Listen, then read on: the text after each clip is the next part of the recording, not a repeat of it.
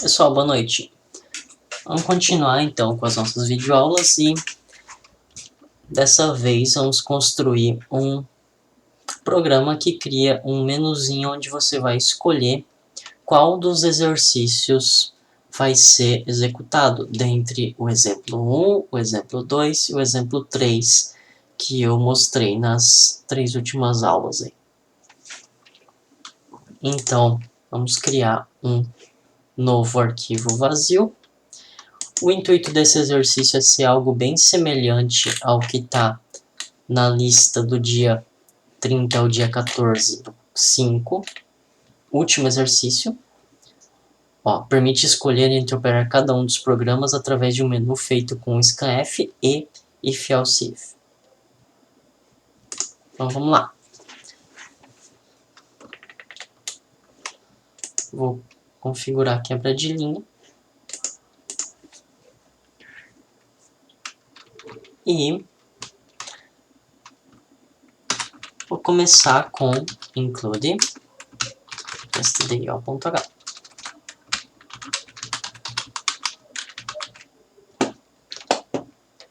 Tá preto, então eu preciso salvar o arquivo para que ele reconheça como um arquivo C. Vou salvar como exemplo 4.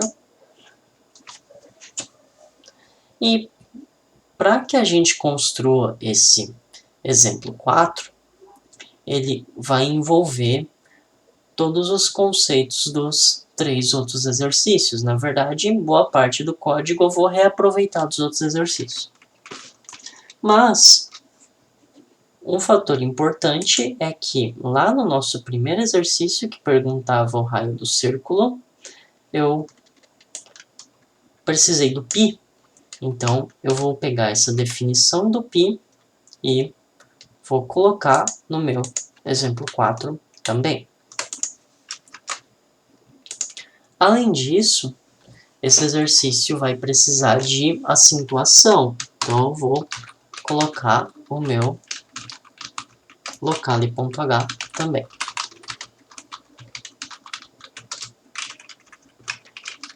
Feitas as inclusões, o exercício vai ser um menu com os exercícios anteriores.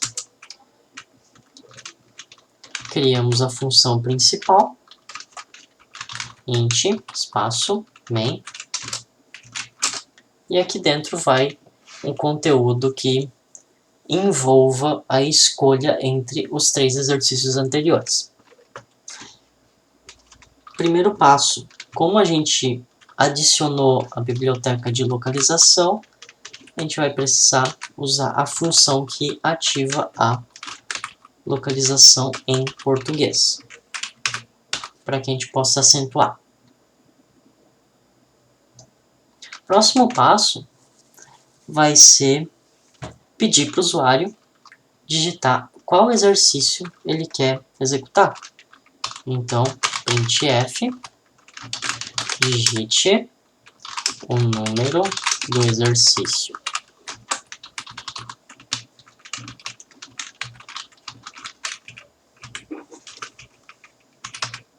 Feito isso,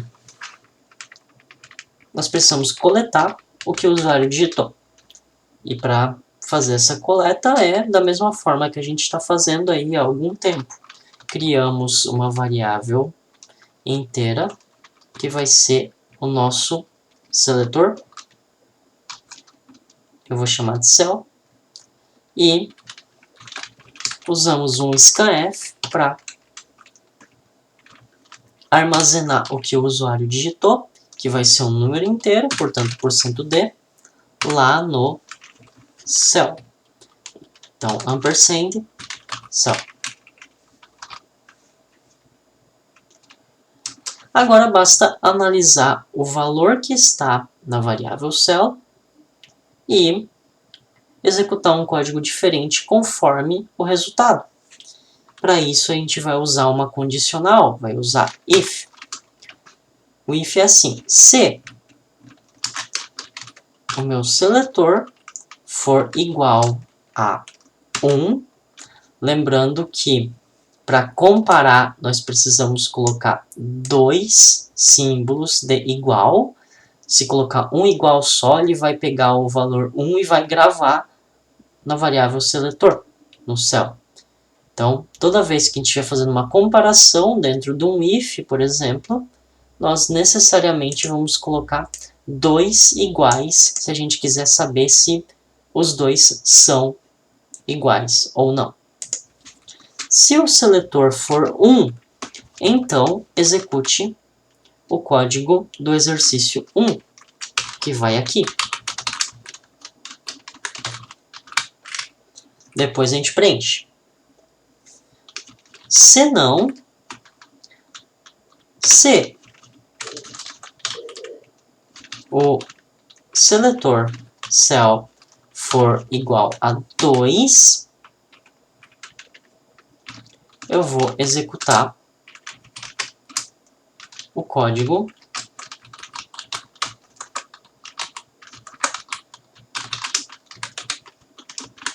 do exercício 2 aqui. Vou colocar mais uma barra para ficar mais fácil de enxergar o comentário.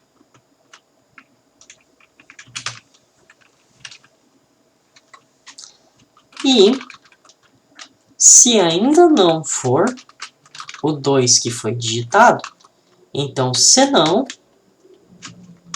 se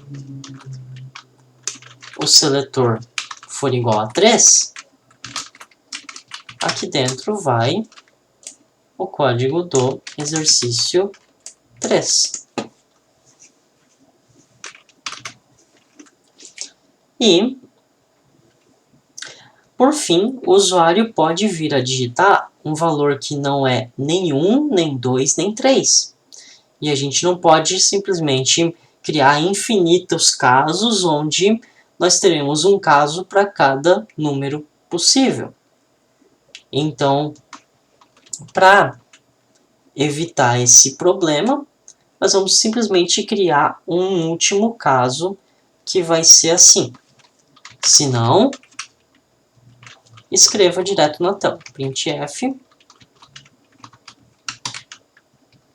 E aqui você diz que a opção é inexistente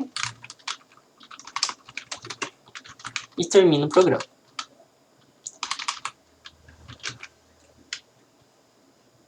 Vou botar um /n na frente. O que vai acontecer nesse programa aqui? Quando o usuário digitar um valor, ele vai ser coletado na variável do seletor e vai ser comparado. Ele é 1, então vai rodar o que está aqui dentro. E não vai rodar nenhum dos outros. Ele não é 1, então ele vai para o próximo. Se ele não é 1, então ele é 2. Vai rodar o que está aqui dentro. Se não, ele vai para o próximo. Ele não é 2 e também não é 1, porque ele já passou pelo 1. Ele vai rodar o seletor é igual a 3. Sim, é igual a 3. Roda o código do exercício 3. Se não, roda a opção dizendo que nenhum dos valores disponíveis foi digitado. Uma opção que você digitou não existe. A gente pode testar esse programa agora e ver o que acontece. Lembrando que, por enquanto, eu só coloquei o comentário dizendo que o código do exercício 1 vai aqui, o código do exercício 2 vai aqui, e o código do exercício 3 vai aqui, mas eu não coloquei esses códigos. Então, quando eu executar esse programa, ele vai funcionar, porém ele não vai rodar aquilo que eu pedi. Ó, escolhi a opção 1, ele rodou o que estava dentro do código 1, que é nada. E terminou o programa. O teste que a gente já pode fazer é digitar uma opção que não existe. Se eu digitar uma opção que não existe, ele compara com 1, não é 1, compara com 2, não é 2, compara com 3, não é 3. Portanto, opção inexistente e pula fora. Agora, basta substituir o conteúdo do código pelo conteúdo do exercício. Só que tem um detalhe. Nós precisamos só da parte do código que realmente executa aquela lógica. Porque, vamos lá no exemplo 1.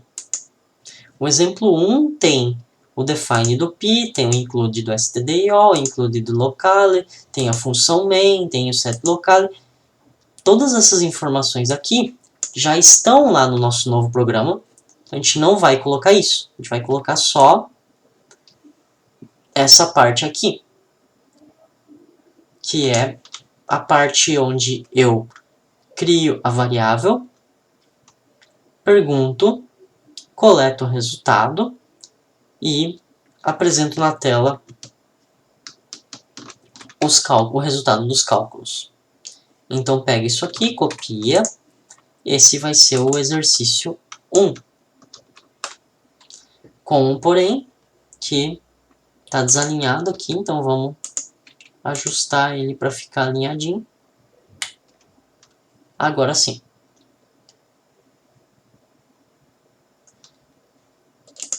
Já temos o suficiente para testar o resultado quando a gente digitar a opção 1. Digite exercício 1. Digito o raio da circunferência. 25. Está aqui os cálculos. E terminou o programa. Então ele fez o que a gente precisava. Entretanto, o código 2 e o código 3 ainda não estão aqui. Então vamos pegar e fazer a mesma coisa com o exercício 2.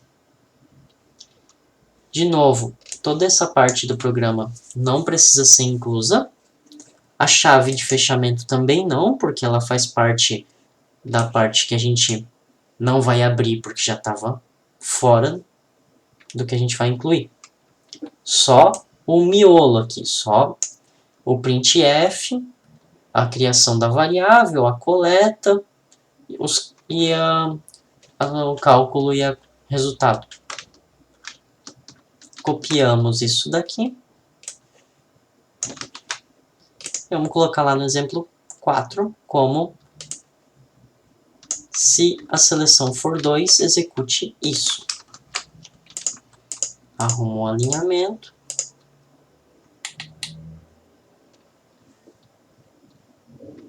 Percebam que quando eu criei esses if, else, if, eu criei uma chave para cada if. Ó, if, seletor igual a 1, abri a chave e enchi de coisa dentro. 2, abri a chave e enchi de coisa dentro. 3, abri a chave e enchi de coisa dentro. Aqui, ó, vou deixar mais longe para ficar mais visível isso. Já quando eu fiz um if else lá no exercício 2, ó, se número é divisível por 2, rode o printf. Eu não coloquei chaves, porque na verdade eu só tenho um comando rodando nessa condição. Se número por cento 2 igual a 0, rode esse printf. Apenas isso. Já aqui, se o seletor for igual a 1, não é um comando, mas sim vários comandos que vão ter que ser executados. Ou seja, quando o seletor for 1, eu preciso fazer todo esse código. Eu preciso criar a variável, perguntar para o usuário, coletar o que o usuário digitou, fazer os cálculos e mostrar na tela.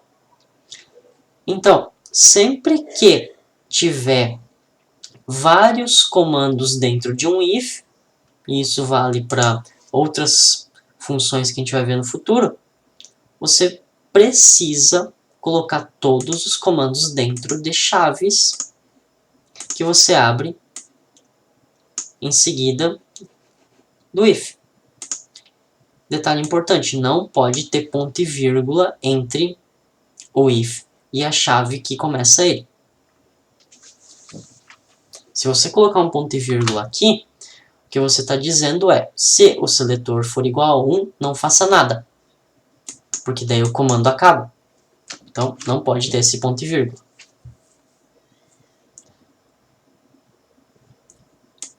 Então, quando tiver múltiplos comandos, coloque as chaves. Quando tiver um comando só, você pode ou não colocar as chaves, tanto faz. Inclusive agora eu vou colocar chaves aqui no if e colocar chaves aqui no else. Sempre que abrir a chave precisa fechar. Abriu a chave, fechou. E vamos executar esse programa e ver se ele funciona. Ele pediu para digitar o número do exercício. O 1 nós já testamos, vamos testar o 2. Digite um número inteiro. 565. Ele é ímpar. Funcionou direitinho. Falta o exercício 3 lá do exemplo da aula imediatamente passada. Então vamos pegar o exercício 3. De novo, essa parte do código a gente não vai utilizar, porque ela já faz parte do programa novo. Vou colocar só o miolo, que é isso aqui. Onde eu coleto os dados das variáveis, onde eu crio as variáveis, peço para o usuário digitar, coleto os dados e apresento o resultado. Percebam que esse exercício 4, esse exercício 3, ele é bem parecido com o exercício...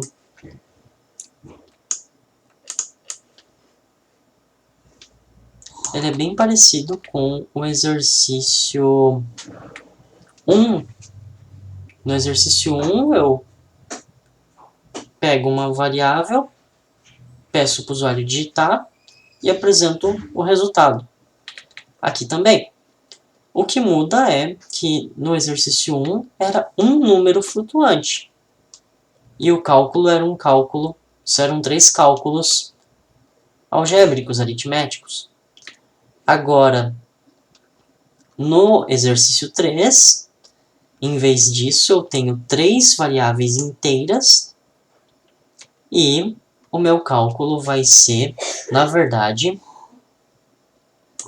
uma expressão booleana, onde o meu resultado vai ser nível alto ou nível baixo, e ele é representado como 1 ou 0.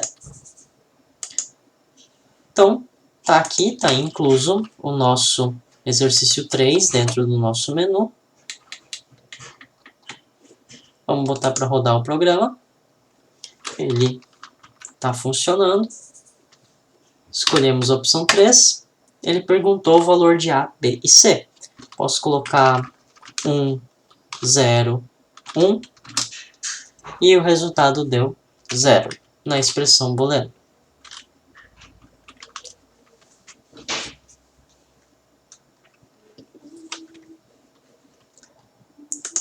Vou esconder aqui para ter mais espaço para a lógica do programa, para vocês darem uma olhada em como ficou o nosso exercício. Coloquei o stdio, a localização, habilitei a acentuação, pedi para digitar o número do exercício, criei um seletor, pedi para o usuário digitar o valor do seletor e fiz uma comparação. Se for 1, rode isso. Se não, se for 2, rode isso. Se não, se for 3, rode isso.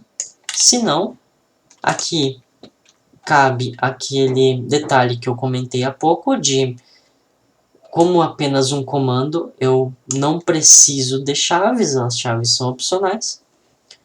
Escreva que nenhuma das opções digitadas, nenhuma das opções disponíveis foi digitada. No nosso caso, eu simplesmente disse que não existe.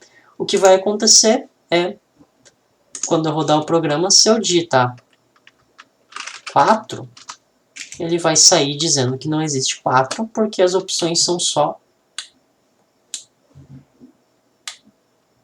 1, 2 e 3. Então, isso é tudo. Isso muito provavelmente vai servir para vocês resolverem esse exercício 4 da lista de 30 do 4 a 14 do 5. Então, divirtam-se e até a próxima.